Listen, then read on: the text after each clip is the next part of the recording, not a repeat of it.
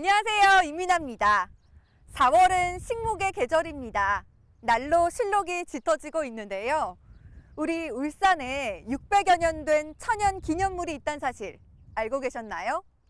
바로 사량부에 있다고 하는데요. 사량부도 궁금하시죠?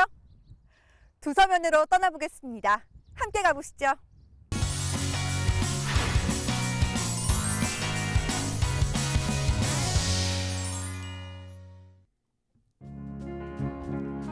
(1800여 년) 된 마을이 있다면 믿으시겠습니까?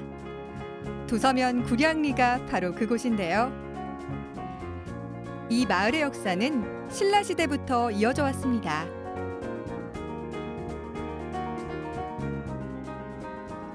선생님, 저 이런 논뚝길은 처음 걸어보는데요. 이 옆에 있는 풀들을 보고 있으니까 마치 파도가 넘실대는 것 같이 초록빛 바다가 아닐까 그런 생각이 드네요. 그런데 저희 눈앞에 있는 이 풀들은 어떤 풀들이에요? 이게 이제 그겁니다. 보리밭 서있길로 걸어가면 한 바로 그 보리밭입니다. 보리입니다. 와, 정말 장관이네요, 선생님. 아주 그림 같은 풍경인데요.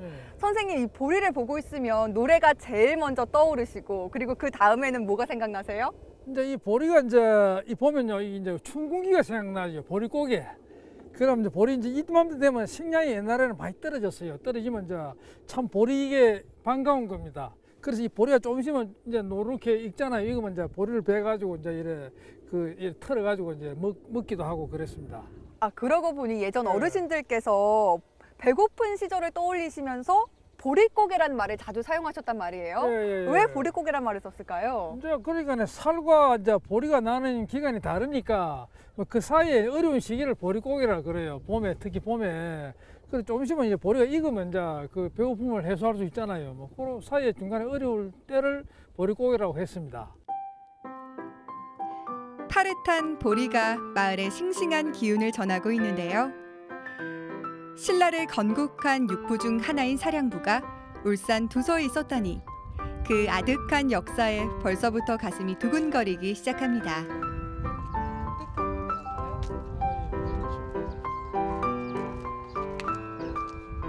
마을길을 쭉 걷는데요, 선생님. 제주도처럼 돌담길도 정말 많고요. 아담하고 소박하니 참 예쁜 동네라는 생각이 들거든요.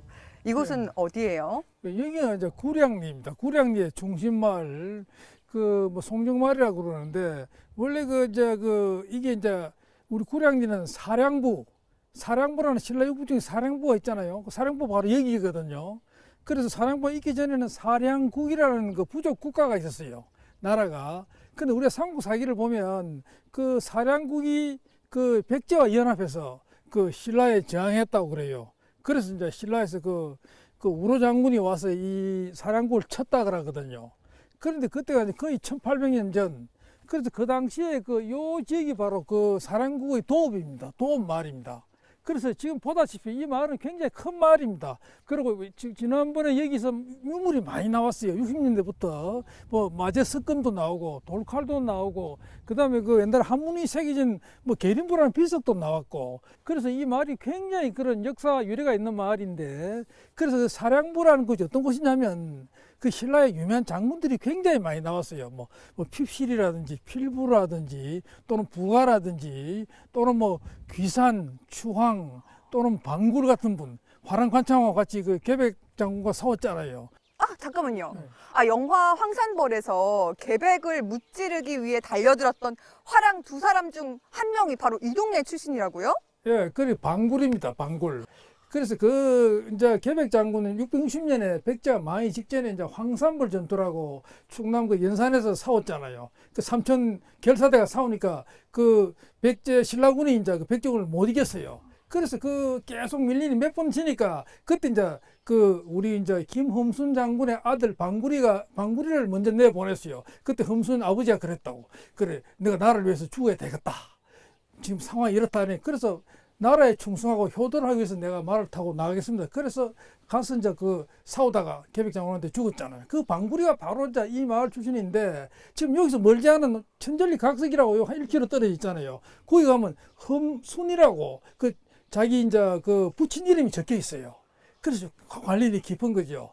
그래서 정말 이곳은 이제 그런 막 상당히 중요한 관련성이 있는 그 신라 장군들, 그 외에도 장군들 훌륭한 분이 많아요. 들어보니까 정말 대단한 동네네요. 송정마을에 오면 찾아볼 게 있습니다. 바로 마을 당산목인데요. 마을 수호신답게 정월 대보름에 둘러친 금줄이 아직도 남아 있습니다. 나무의 풍채가 정말 대단하죠.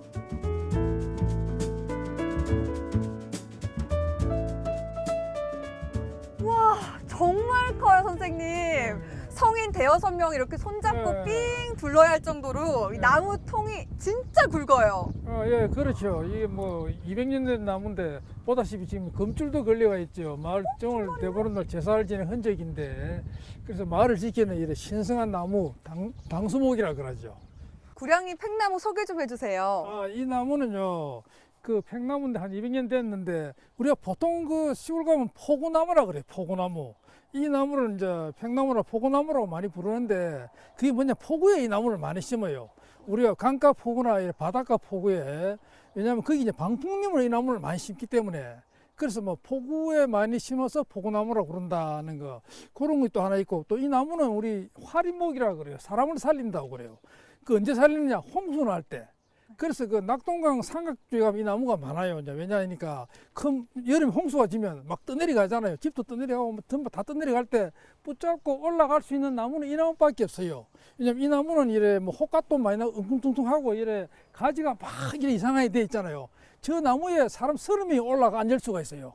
앉아가지고 있으면 물이 빠질 때까지 기다릴 수 있는 나무가 바로 저 팽나무다. 다른 나무는 미끄러워서 못 올라가요. 이 나무는 될 수가 있다는 거죠. 또 이 나무를 가장 좋아하는 새입니다. 새가 새 있잖아요. 이 가을 되면 요 이제 빨간 열매가 밀려요. 빨간 열매 그거 먹을 수 있어요. 사람도 먹을 수 있고 맛이 달짝지근하거든요. 그 새들이 뭐 가을 되면 엄청 겨울에 이 나무 열매를 먹고 산다.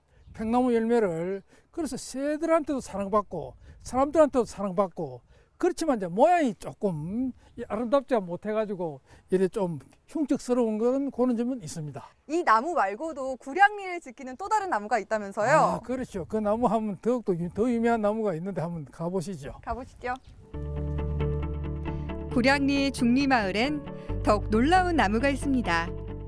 바로 천연기념물 64호, 600여 년 된 은행나무입니다.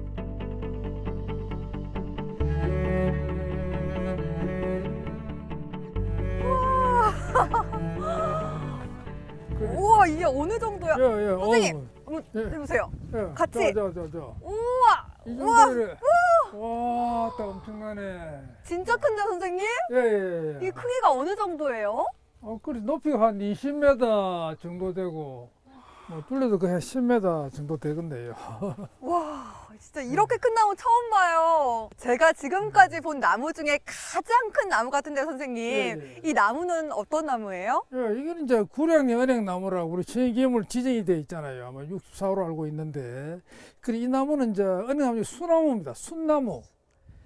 그럼 암나무는 어디냐? 암나무는 저 안쪽에 차리 쪽에 암나무가 많이 있어요.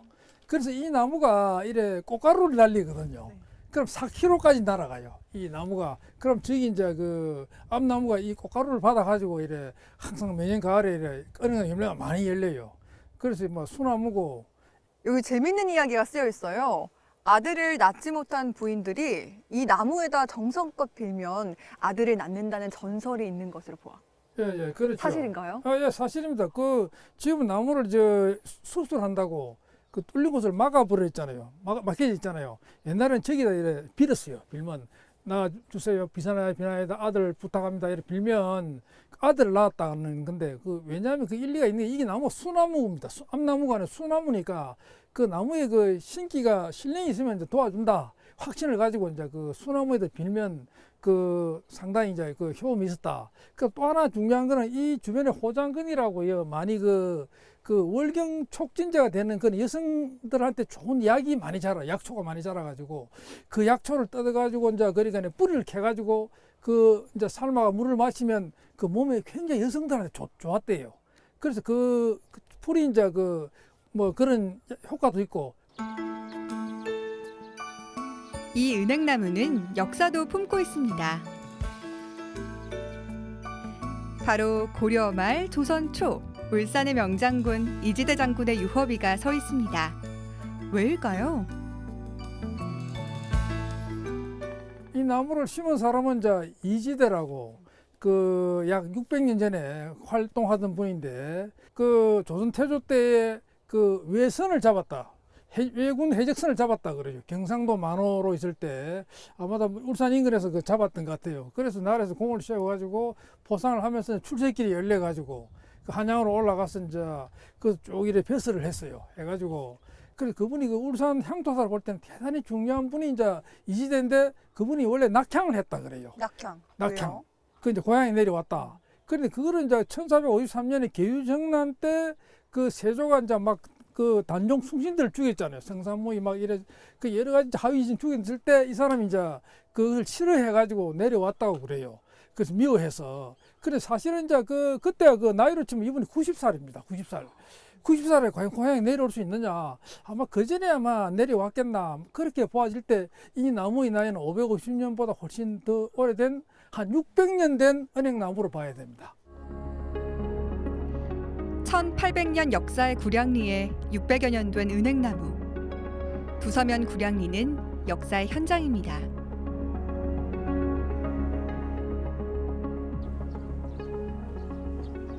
저 고풍스러운 집은 누구 집이에요? 아, 저거는 이제 한성 판윤공 그 이지대 판윤공을 모신 제실입니다. 아, 은행나무를 가져온 이지대 예. 선생이 바로 제실인 거예요? 예, 그렇습니다.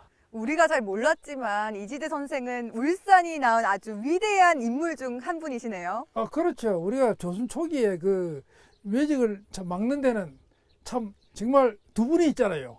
참 첫째는 이해 선생도 있고 외교로 적을 막았고 그다음 무예로도 적을 막은 이지대 장군 판윤공 당시에는 장군입니다. 이분이 참 울산을 그 지킨 또 우리 국방을 지키고 그런 점에서 참 대단히 높이 평가받아 마땅한 분입니다. 네, 정말 그런 것 같습니다. 오늘 선생님 저와 함께 이 두 가지 나무를 살펴봤는데요. 네. 그 나무는 울산에 어떤 의미가 있는 나무인가요? 아, 그렇죠. 이제 다 울산의 역사의 한 가운데 있는 나무지요. 그래서 그 나무가 이제 그 심은 분의 그 높은 뜻도 있고 나무를 또 이래 뭐 기른 분들의 그 뭐 노력이나 이래 보완 그런 참 좋은 점도 있으니까 우리가 이 나무를 더욱더 소중히 갖고서 비리 후손들에게 나무를 참 물려주는 그런 우리가 참 노력을 했으면 참 좋겠습니다. 구량리엔 오랜 역사와 삶이 잠자고 있습니다. 잊혀진 1800여 년의 울산 역사. 이젠 우리가 찾고 보살펴야 하지 않을까요?